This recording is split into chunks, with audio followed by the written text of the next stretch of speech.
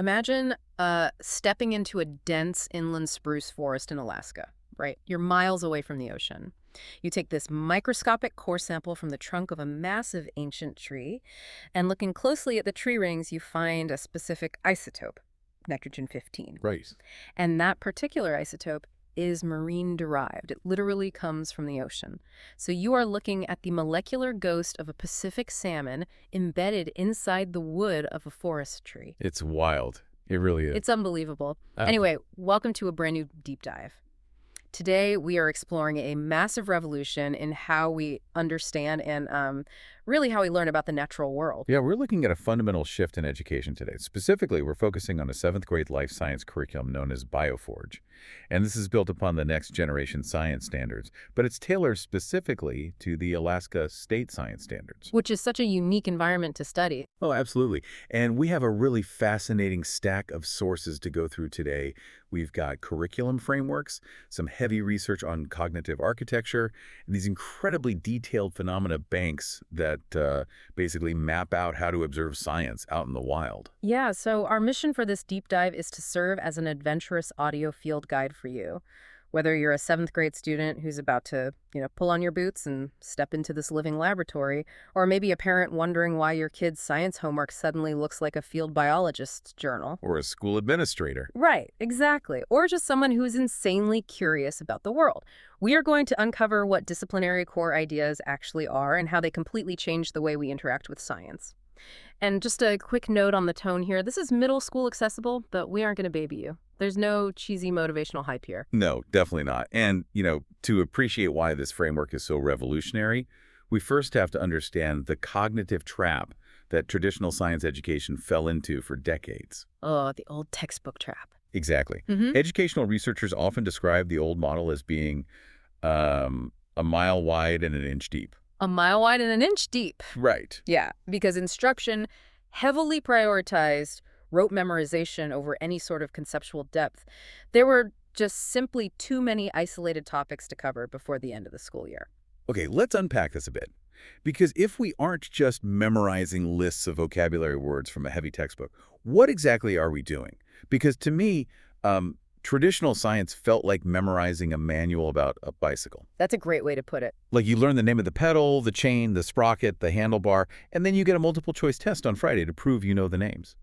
But this new paradigm, this Bioforge approach, it feels completely different. It is completely different. The shift is moving away from passive learning about things to active figuring out. Figuring out, okay. Yeah, so using your bicycle analogy, instead of memorizing the parts of the bike from a manual, you're actually getting on the bike, riding it into the mud, and trying to figure out the physical mechanics of how the gears in the chain actually propel you forward. Oh, I see. The vocabulary words still exist, of course, Correct. but they are no longer the end goal. They're just the raw materials. So we are moving from treating science like this history class of things other people already discovered to actually doing the discovering ourselves. Exactly. The cognitive researchers call the ultimate goal usable understanding. Usable understanding. Right.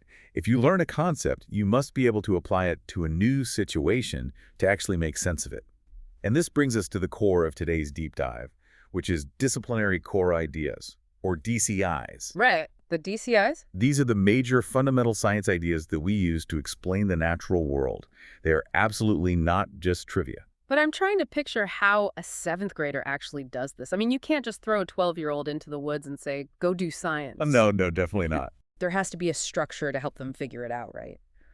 And in our sources, the researchers use this really powerful metaphor of a 3-dimensional rope. Yes, the rope metaphor is key here. True science learning intertwines 3 distinct strands.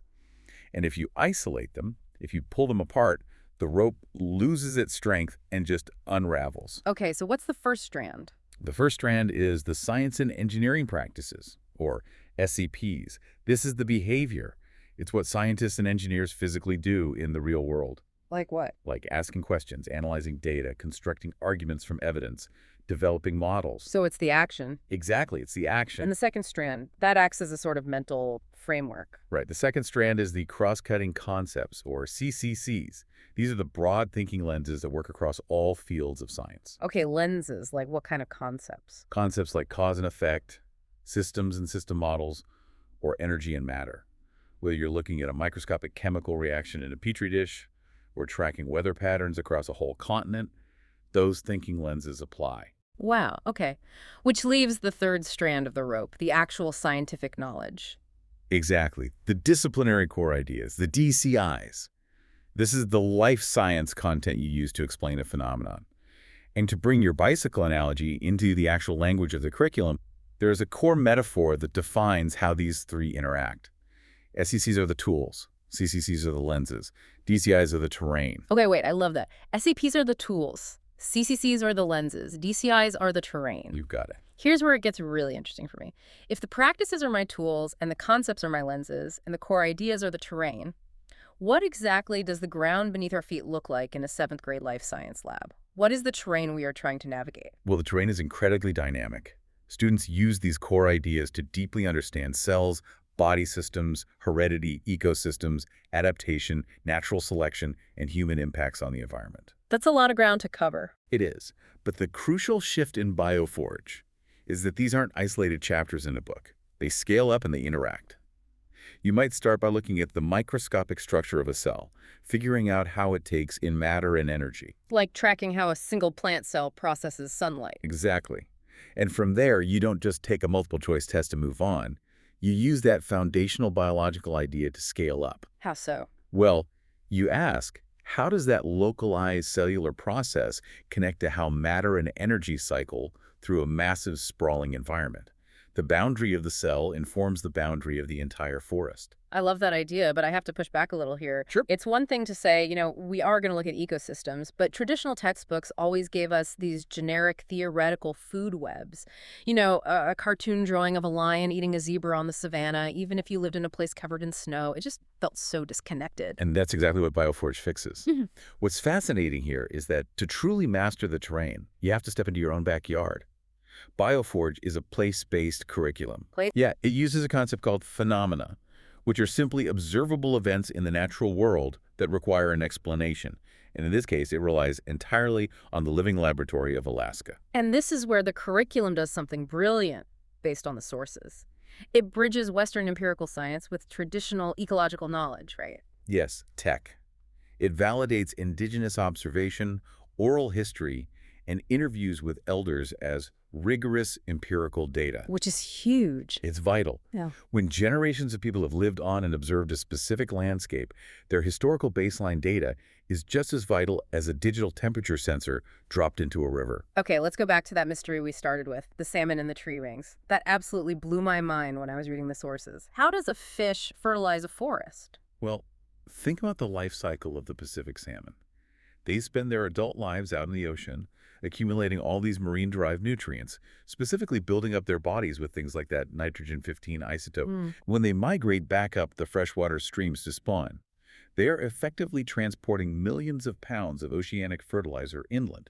And then they die after spawning. They die, yeah, and their carcasses are either left to decompose in the shallow water or they are dragged deep into the woods by brown bears and bald eagles. So they end up on the forest floor. Exactly. Ah. And as those carcasses break down, the nitrogen seeps into the soil, and the root systems of the inland spruce trees absorb it. Researchers can actually take a core sample of a tree ring and measure the growth spurt directly tied to that marine nitrogen.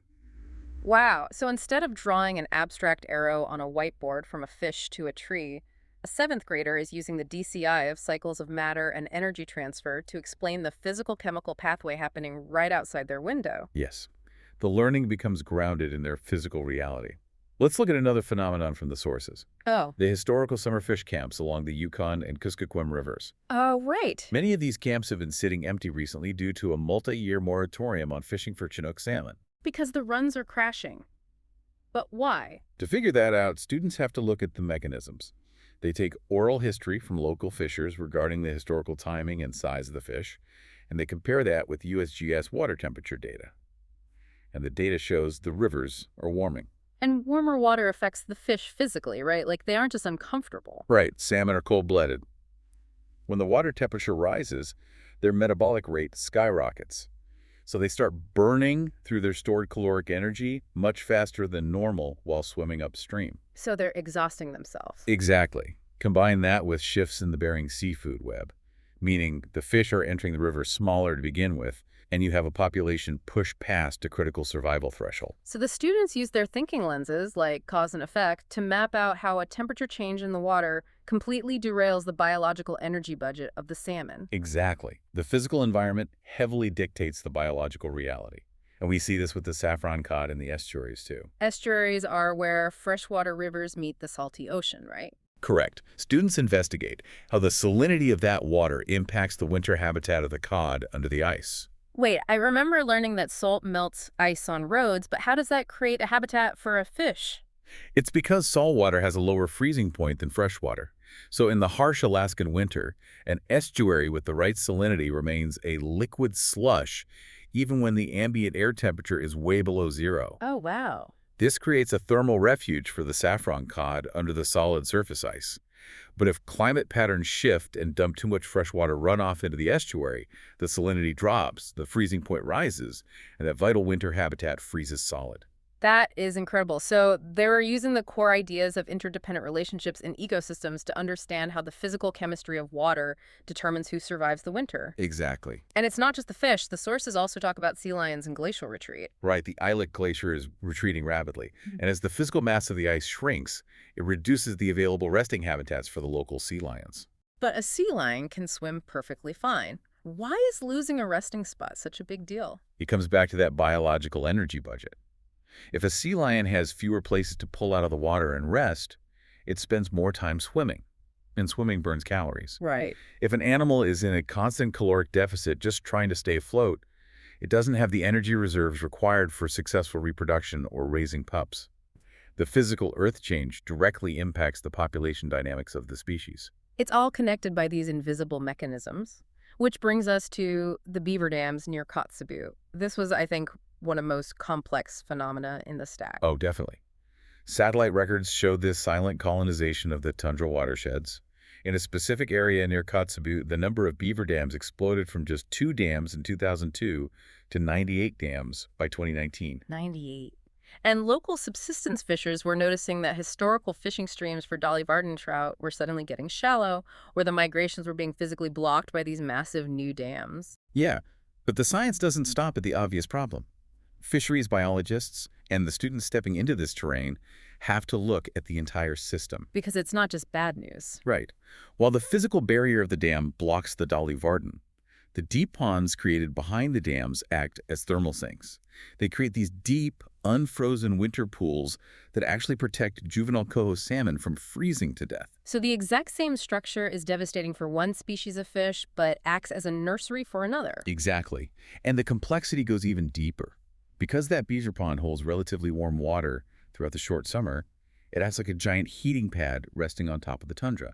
It begins to thaw the permafrost below it. And thawing permafrost releases greenhouse gases. But how does that actually work? I feel like we always hear thawing permafrost equals bad, but what is the actual mechanism? Well, permafrost is full of frozen organic matter, dead plants and roots that never fully decompose. Like a giant outdoor freezer. Exactly. When the beaver pond warms the ground and melts that ice, dormant microbes and bacteria suddenly wake up. They start feasting on that newly thawed organic buffet. And as the bacteria eat, they respire, releasing methane and carbon dioxide into the atmosphere. So a beaver building a dam to protect itself from predators inadvertently changes the fish populations, thaws the ground, and alters the atmospheric gas exchange of the planet. Yep. That is the ultimate example of the DCI ecosystem dynamics, functioning, and resilience. I mean, you cannot just memorize a definition to understand that tangled web. No, you have to use your tools and your lenses to map it out. And we also see this kind of deep investigation when students look at the plant life on that tundra. There's a fascinating section on berries and changing seasons. Right, looking at how cloudberries and low-bush cranberries are changing their ripening schedules. Yeah, the ripening schedules are shifting based on local microclimates. What exactly is a microclimate in this context? It's a small, localized area where the physical landscape, like maybe the angle of a rocky slope or the shelter of a tiny depression in the ground, traps sunlight and heat differently than the surrounding area.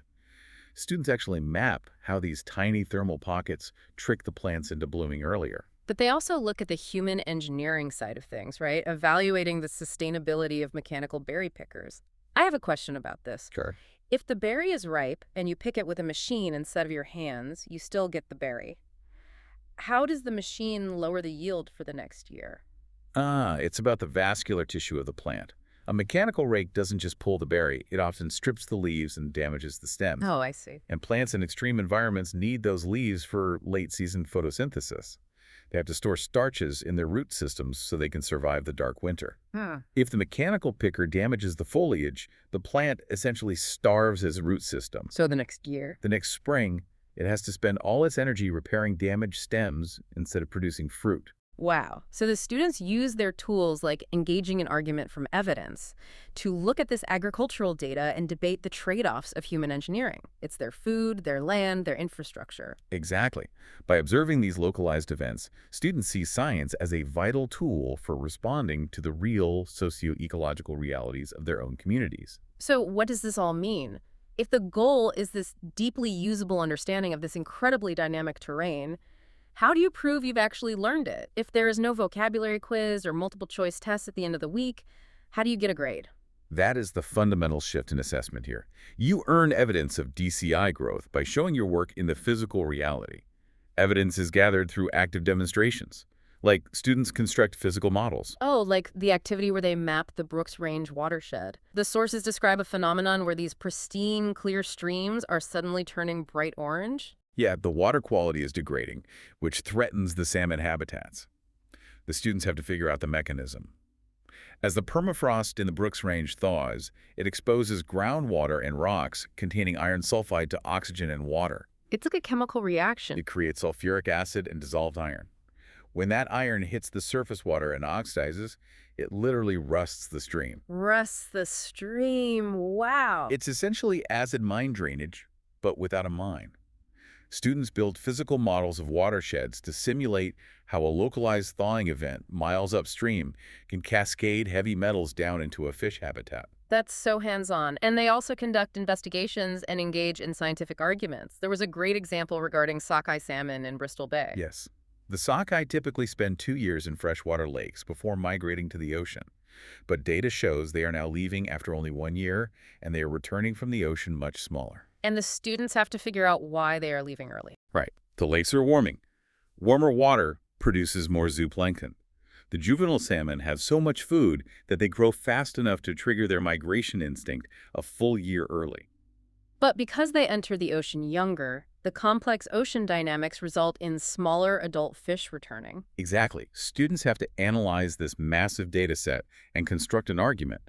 Is a warmer, food-rich lake a benefit or a long-term threat to the species' survival? And they capture all of this thinking in notebook work, projects, and portfolio artifacts. So how does a teacher know a student is truly succeeding in this living laboratory? A student is succeeding when they become dissatisfied with simple answers. When they push past the basic observation and demand to know the hidden mechanisms of life, they don't just want to know that the stream is orange, they want to map the chemical reaction that made it that way. That is profound. For you, listening right now, whether you are prepping for a 7th grade science class, tracking animal prints in the snow behind your house, or just trying to be a well-informed citizen, this curriculum is building a biological toolkit for life. It really is. The exact same cross-cutting lenses and scientific tools used to figure out why a local salmon run is late or why the berries are ripening early are the exact same cognitive tools you need to analyze any complex system. Let me leave you with this final thought. Think about the systems that govern our modern human society.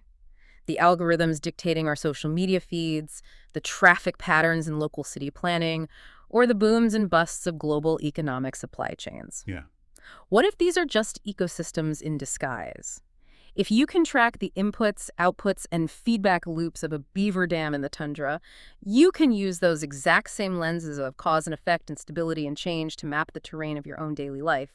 You are training your brain to see the invisible connections that hold the world together. You're learning how to look beneath the surface. Stepping out of the static classroom and into the living laboratory, we want to leave you with the core mission statement of this entire framework.